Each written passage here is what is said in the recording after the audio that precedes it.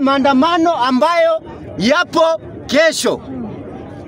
Ile transport ambayo unaharibu kwenda kule town, kwenda kwa maandamano, tafadhali chukua hiyo shilingi yako 20 na 8 bob ya kurudi, uende ubai unga yako ya 8 bob na sukuma ya shilingi 20.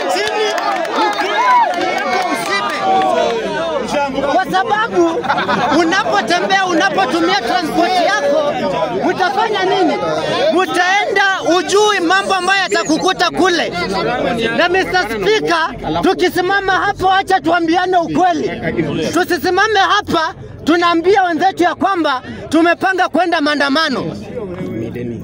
Tusemezane ya kwamba ukienda maandamano, zile pesa unatumia kwenda huko, tafadhali tumia. Mzazi yako nyumbani amekutegemea, amekulipia fee hadi kama umefika standard 8. Chukua hiyo pesa yako, tumia, mzazi akubariki.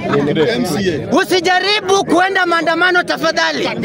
Tunapoenda maandamano, tunafanya rais wetu William Samoei Ruto anatumia zile pesa ambazo angefanya nini?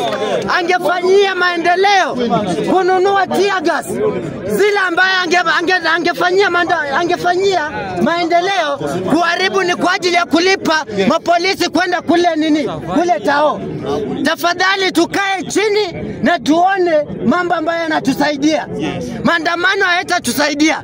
Manake tumefanya maandamano kwa miaka mingi.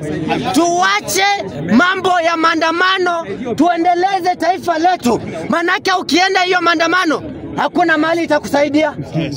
Ukisema ya kwamba William Samoei Ruto atoke kwa kiti, hakuna kitu itakusaidia. Akitoka, asitoke, unakula kwako, unakula, unalala, hata kusaidia.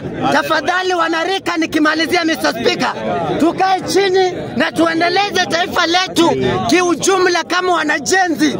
Tusiende maandamano na wasili katika jina la Yesu.